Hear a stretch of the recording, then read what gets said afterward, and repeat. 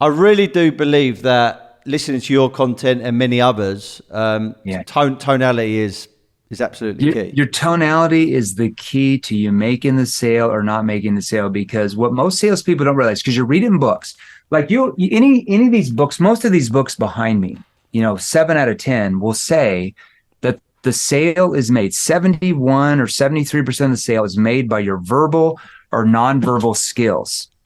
But they don't teach you how. Most salespeople wouldn't even know what that meant, right? The sale is really made by how your tonality comes across, because your prospect, that's how they interpret the intention behind every question you ask, right? So if you have just a regular monotone voice, there's no interpretation of that. It's just boring. Now, I don't mean be way enthusiastic and way sleazy, like excited, like like most people would look at a salesperson being, because there's certain questions that are going to require more of a curious tone. John, walk me through. What are you guys doing now for XYZ? See, that's a curious tone. That signifies that you are curious, causes the prospect to interpret you're curious, so they open up more. There's other questions, believe it or not, where you're going to use more of a confused tone. Oh, hold on. I'm not understanding. How did you mean by X? See, that's a confused tone.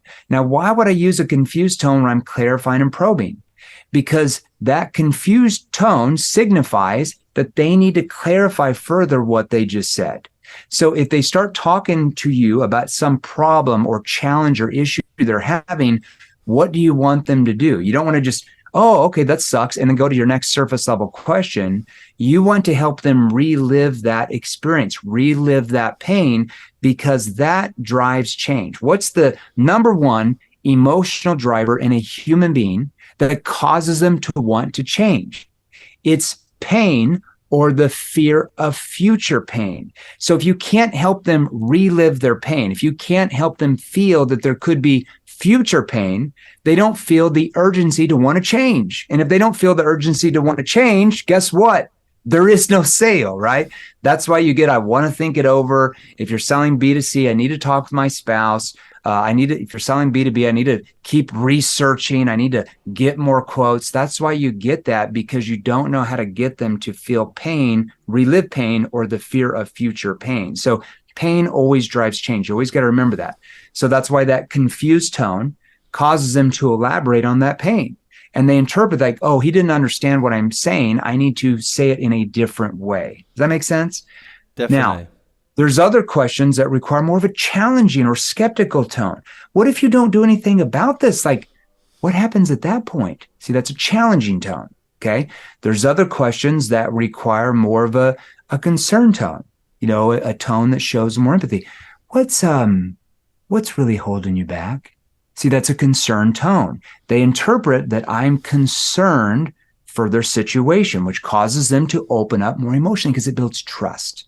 So those are examples of the 4 C's of tone. There's also more tone that's more of a playful tone. Let's say if I'm selling insurance and the prospect says, you're the 5th person that called me this week. You mean you don't like getting 1 million phone calls a week?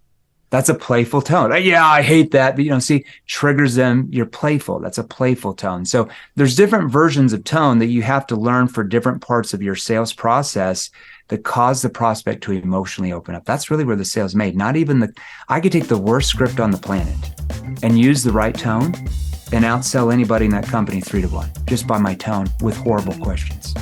It's totally relevant and so powerful.